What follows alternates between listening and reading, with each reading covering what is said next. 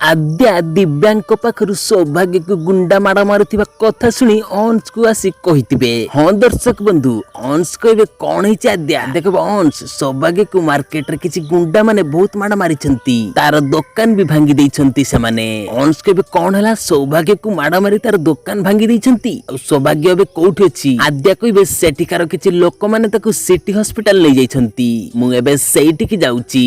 अंश कहबे आ दिव्यार कौन है से ठीक अछि तो? कबे दिव्या घरे थिले, सौभाग्य ही एका स्टॉल रे थिले, सेति दिव्या एकदम ठीक अछंती। अंश कबे तमे जमा व्यस्त होने आद्या, मु भी तम संग हॉस्पिटल जीवी चलो। मेघा कबे रही जा अंश, तू कुआडे भी जाई परिबुनी। अंश कबे मामा सौभाग्य हॉस्पिटल रे अछि। मेघा कबे कोन हे गला सेउटू?